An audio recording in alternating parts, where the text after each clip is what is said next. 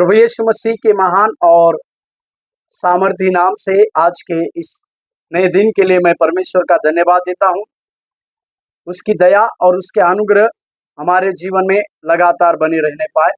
आज का आशीष और अनुग्रह वाला वचन भजन संहिता 84 उसके दूसरे वाक्य, भजन संहिता 84 वर्ड्स 2, साम्स 84 वर्ड 2। मेरा प्राण यहोवा के आंगनों की अभिलाषा करते करते मूर्छित हो चला।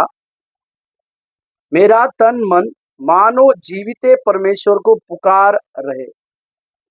कोरा वंशी के द्वारा लिखा गया ये भजन है, जहां पर परमेश्वर के भवन की चाह हमें किस प्रकार से रहनी चाहिए या हम हमारे जीवन में उस चाह को कैसे रखते हैं, इसके बारे में यहाँ पर भजनकार लिखता है। हर एक व्यक्ति के जीवन में किसी न किसी उद्देश्य को हम देखते हैं। हमारे जीवन का एक उद्देश्य होता है और उस उद्देश्य के साथ जीवन जीना हमारे लिए पर्याप्त बात है। पर इस कोरा के वंश की एक बात है कि परमेश्वर के भवन की चाहत इनके अंदर ज्यादा थी और परमेश्वर के भवन के लिए कुछ बातों को करना, परमेश्वर के लिए अति उत्साहित होकर कार्य करना, इस प्रकार की बातें इस कोरा के उस वंश में पाई जाती है। आज सवेरे के समय में हम क्या परमेश्वर के भवन की इस प्रकार की चाहत रखने वाले हैं? क्या हमारे जीवन में हमारे लिए उस परमेश्वर के भवन में जाने के बाद क्या अति आनंदित होने वाली बातें सम्मिलित होती है? इसे हम समझने की आज जरूरी है। यहाँ दूसरा वाक्य में उसका प्राण यहोवा के आंगनों की अभिलाषा करता है।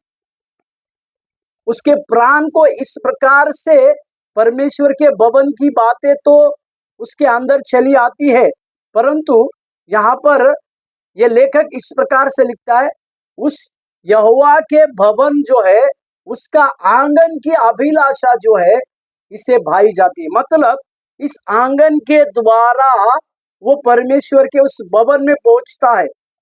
इसी के लिए परमेश्वर के उस आंगन के साथ ही उसका प्राण जो है खुशी और आनंदित और मगन होता है।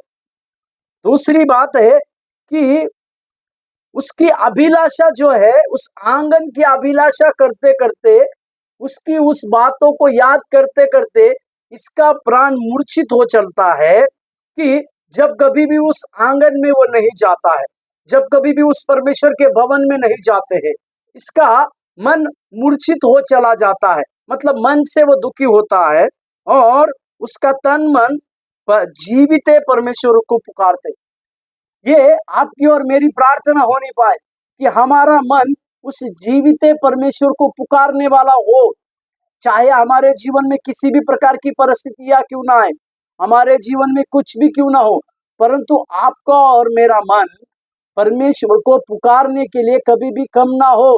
साथ ही साथ उसके आंगन से ही हम उस विजय की और उस ध्वनि के साथ उसके मंदिर में प्रवेश करें, उस आनंद के साथ उस मंदिर में प्रवेश करे, एक छुटकारे के साथ उस मंदिर में प्रवेश करे। जो छुटकारा परमेश्वर, जो सच्चा आनंद परमेश्वर उस समय हमें और आपको देगा। इसी के लिए इस तरह की भवन की चाहत ही हमें परमेश्वर के पास ले जाने के लिए पर्याप्त है। आज इसी की चाहत को हम रखने पाए। प्रभु आपको आशीष दे।